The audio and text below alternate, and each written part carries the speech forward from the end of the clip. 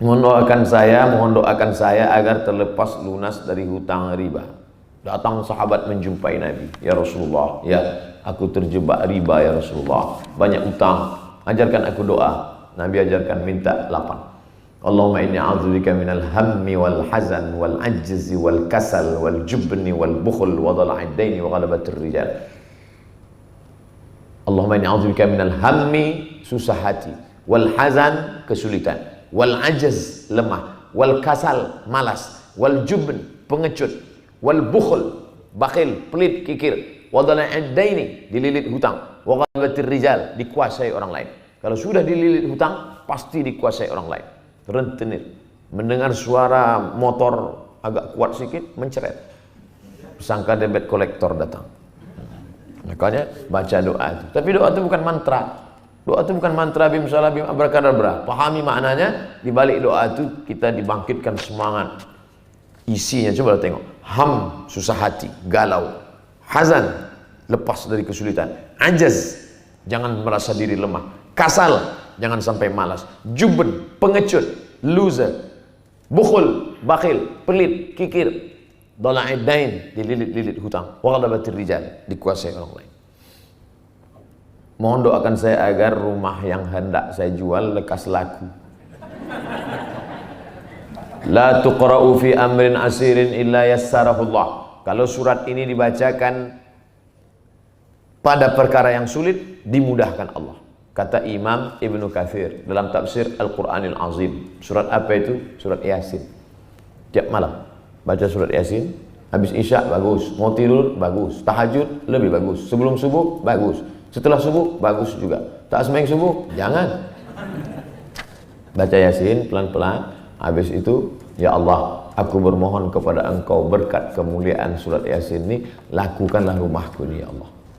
Tapi kalau dibacanya di masjid yang kuat-kuat, nanti tanya kawan, berapa harga, masih nego nggak? Sulitkah bagi Allah membuat rumah itu laku? Innama amruhu idza arada syai'an ayaqula lahu kun fayakun.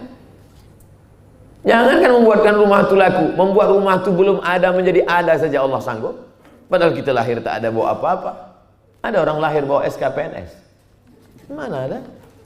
Kadang orang ini berpikir sulit bagi Allah, mudah. Lalu kenapa Allah tak buat dia laku? Allah hanya ingin menengok tetes air mata kita di tengah malam. Allah hanya ingin melihat, mendengar suara lirih kita di tengah malam. Ya, Allah hanya ingin kita berbisik ke bumi supaya makhluk-makhluk di langit mengaminkan doa kita. Maka tak ada cara lain kecuali husnuzan, berprasangka baik kepada Allah Subhanahu wa taala.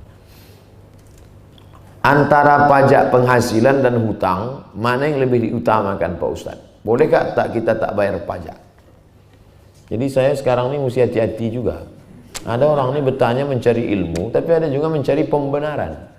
Dia memang tak mau bayar pajak. Bisa tak Ustadz Somad nih mengeluarkan fatwa biar supaya aku tak bayar pajak? Pajak ini kewajiban negara. Apa hubungan kita dengan negara? Ati Allah, ta'ala kepada Allah, wa ati'ur Rasul, ta'ala kepada Rasul, wa ulil amri. Uli orang, amri urusan. Ada sekelompok orang yang mengurus urusan kita. DPR RI, DPRD, DPR kota, DPR kabupaten, bupati, wali kota, gubernur, perda, perbub, kepres, RUU. Itu semua digodok oleh ulil amri, kesepakatan kita sebagai bangsa. Maka keluarlah pajak fiskal, pajak motor, pajak ini, pajak. Sampai manusia pun dipajak. Lama-lama napas nih pajak. Kalau sampailah napas kita dipajak, beruntung orang sesak napas. Setengah pajak dia. Oleh sebab itu maka semua kita laksanakan. Tapi kalau perkara prioritas mana? Utang dulu. Tapi tidak serta-merta saya katakan utang lalu membenarkan untuk tidak bayar pajak. Dulu saya sosialisasi masalah tak boleh mencuri arus PLN. Lalu sebagian orang mengatakan, karena negara curang, maka boleh kita curi pula PLN-nya. Nah, itu tak betul. Karena kalau kita curi arus listrik ini, itu kita bukan mencuri punya negara. Karena negara itu tidak punya apa-apa. Ketika kita curangi listrik, sesungguhnya kita sedang memakan hak saudara kita. Karena ini milik kita bersama. air, bumi, minyak, batu bara, hutan, itu milik umat, milik masyarakat, milik orang banyak. Al-malul am namanya, harta orang banyak yang dikelola oleh negara. Andai negara curang, tidak serta-merta menghalalkan perbuatan harus kita balas dengan kecurangan. Itu mesti dipahami dengan baik. Kalau tidak nanti orang, kau kenapa tak ngurus STNK BPKB? Ngapain? Orang banyak korupsi. Lalu korupsi orang itu membenarkan kita pula untuk menjadi jahat. Lalu apa beda dia dengan kita? Oleh sebab itu maka kita tetap membayar pajak dan hutang piutang pula. Orang yang mati syahid tidak terkena azab kubur. Orang mati syahid tidak terkena hisab. Orang mati syahid tidak terkena sakit sakratul maut. Orang mati syahid langsung masuk surga. Ilat dain, kecuali hutang. Tak semua orang mati syahid itu terus masuk ke surga. Ilat dain, kecuali orang yang hutang. Sedangkan orang mati syahid aja terkendala masuk surga gara-gara hutang. Apalagi mati konyol. Apa saja tugas seorang suami istri dalam Islam? Jika masing-masing tak sesuai dengan tugasnya masing-masing gimana? Ibu punya hak, bapak punya kewajiban. Kewajiban bapak adalah hak ibu. 5 kewajiban bapak. Pertama, kasih makan. Kedua, kasih pakaian. Alhamdulillah ibu-ibu sudah dapatkan itu semua. Karena banyak di luar sana perempuan yang tak dikasih pakaian.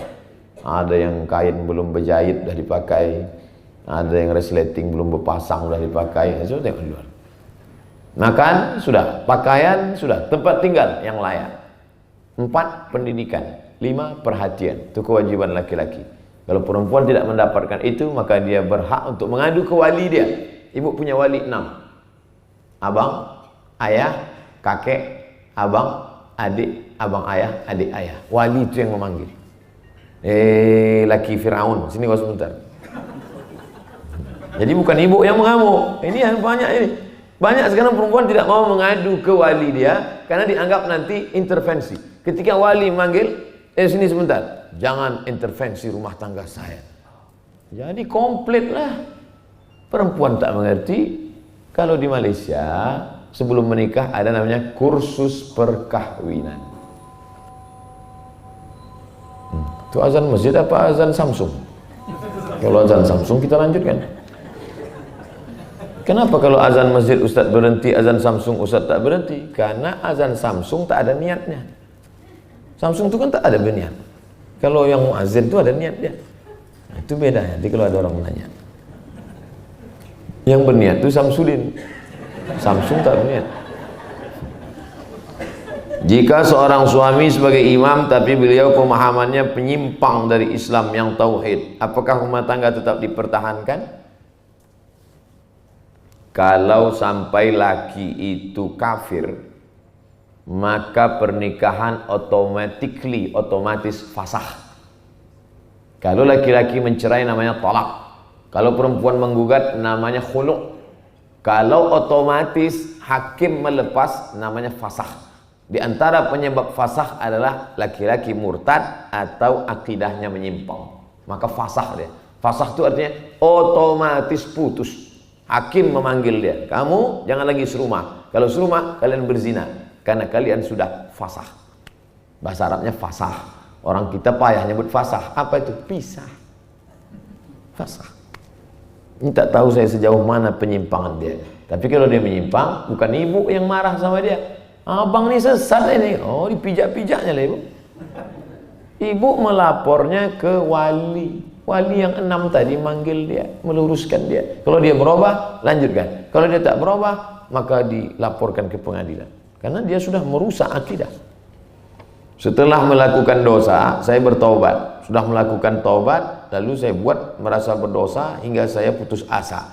Apa yang harus saya lakukan? Setan yang membuat putus asa. Bahasa kitanya putus asa. Bahasa aslinya putus harapan. Tak ada harapan. Bahasa Inggrisnya hopeless. Hope harapan, less tak ada. Hopeless tak ada harapan. Wire. Tak pakai wire, wireless. Hopeless. Bahasa Inggrisnya hopeless. Bahasa Arabnya iblis. Hopeless itu sifatnya orangnya iblis. Iblis itu putus harapan. Makanya siapa saja yang putus harapan bunuh diri, iblis.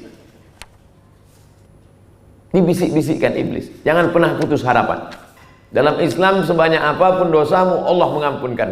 Mandi taubat, sulat sunat taubat, berzikir, istighfar. Baliknya ke agama. Ujung-ujungnya semua baliknya ke agama. Andai datang ke psikiater, Pak psikiater, saya ini depresi, sudah putus asa, ini bla bla bla, tetap dikasihnya makan obat tidur. Bapak kembali ke agama sesuai keyakinan masing-masing ya. Kalau Hindu balik ke Hindu, kalau Buddha balik ke Buddha, kalau Islam balik ke Islam, Kristen balik ke pastor pendeta. Tidak ada jalan lain kecuali kembali ke agama. Mandi taubat, sulat sunat taubat, istighfar, buat baik, ikuti pengajian. Bangkit harapan balik. Kalau tidak, ujung-ujungnya adalah bunuh diri. Pakai sabu-sabu, minum, narkoba, diskotik, nabrak, tiang listrik, mati. Padahal saya sudah bertanya ke semua guru, diberikan pengetahuan bahwa Allah Maha Pemaaf, mengampuni dosa, tapi saya masih merasa saya sebagai pendosa. Lebih baik merasa diri pelaku dosa daripada merasa diri suci lalu menengok orang lain semuanya berdosa. Kalau hanya sebatas merasa berdosa, bagus. Tapi kalau sampai merasa berdosa lalu Tuhan tidak mengampuni dan putus asa, berarti sudah kena setan. Kalau sudah ngaji tak juga hilang, yang lebih kuat dosisnya ruqyah. Pergi cari ustadz ruqyah, nanti di ruqyahnya keluar setannya insyaallah. Kalau tak juga keluar, berarti yang membacakan ruqyah itu ulahnya sama 11-12 sama setan. Maka setan tak mau keluar. Masa setan ngusir setan, kata dia.